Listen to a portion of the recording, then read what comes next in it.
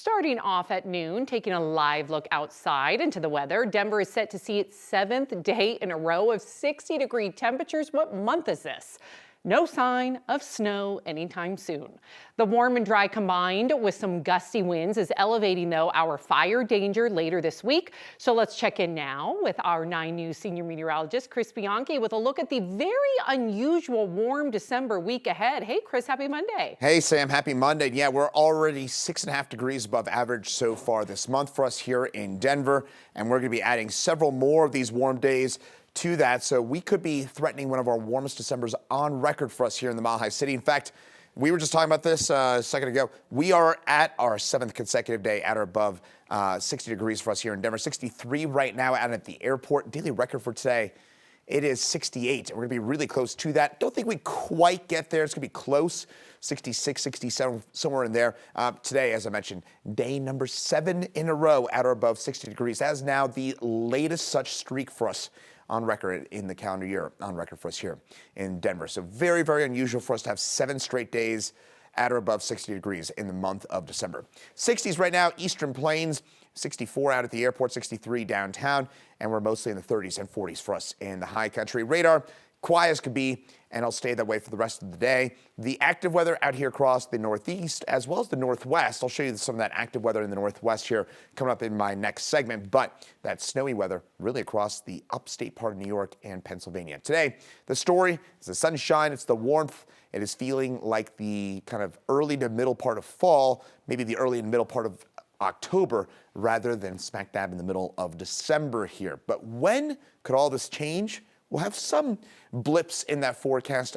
I'll tell you about those coming up in just a couple minutes.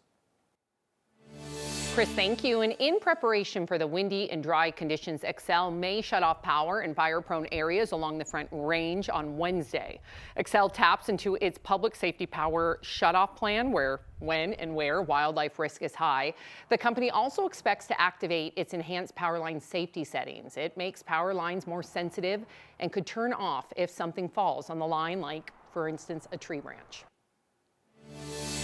Denver police are investigating an early morning shooting that injured one person. Police say they first got the call just before 1 a.m. Officers responded to the area of North Tower Road in the Green Valley Ranch neighborhood. Officers found a victim who was taken to the hospital. No word on how bad those injuries are just yet. Police have yet to provide any information about a suspect. Lakewood police say a passenger inside an SUV that crashed with a bus carrying a high school wrestling team has died. 18-year-old Julio Vasquez Gonzalez passed away over the weekend. The crash happened at the intersection of Kipling and West 6th on December 6th. Lakewood police say the SUV was speeding when it crashed into the bus, and that bus was carrying wrestlers from Central High School in Grand Junction. In total, 16 people were injured, and police say 22-year-old Andrew Miller was driving the SUV. He was arrested last week and faces charges of vehicular assault and child abuse. Starting today, Jeffco public school leaders will begin telling staff whose jobs are being cut as part of the district's effort to reduce $45 million in spending. According to the district's budget reduction plan, the district is looking to cut $26 to $27 million from different school departments. They are looking to job cuts to reduce the budget. Between 150 and 160 positions are expected to be cut. The district says it is looking to make as many cuts through retirement or staff turnover. Jeffco leaders are looking at job cuts to shore up the school district's $1 billion budget for the 2026-2027 school year. The youngest son of legendary Hollywood director Rob Reiner and his wife Michelle is being held on suspicion of murder following their deaths. The LA police chief says Nick Reiner is being held on a $4 million bond. Police are calling the deaths an apparent homicide. Investigators say the couple was found dead in their home yesterday afternoon with stab wounds.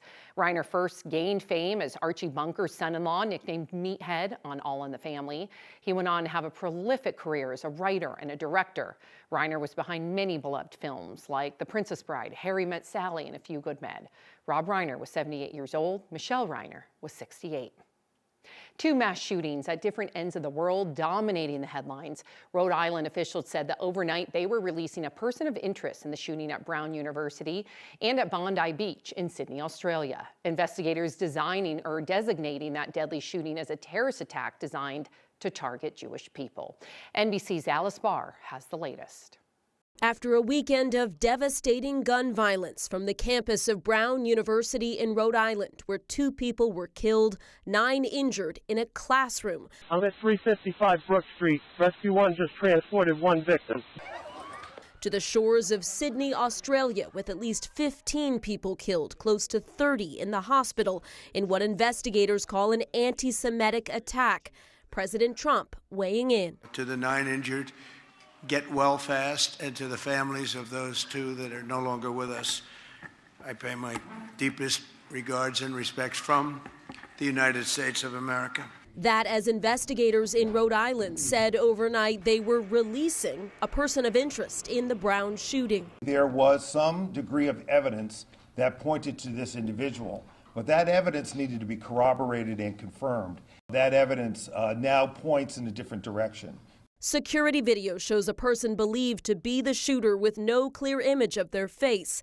As investigators raced to track down the gunman, the mayor of Providence looking to ease the community's fears. Ever since the initial call, now a day and a half ago, we have not received any credible or specific threats to the Providence community. While in Australia, police identified 2 suspects, a father and son, accused of terrorism targeting Jewish people who were celebrating the first day of Hanukkah at Bondi Beach, one of Australia's most popular tourist sites. What was the most shocking was how long the gunfire lasted. The 50-year-old suspect fatally shot at the scene, his 24-year-old son in custody and hospitalized with critical injuries, a bystander being hailed a hero for disarming one of the gunmen. In Washington, Alice Barr, NBC News.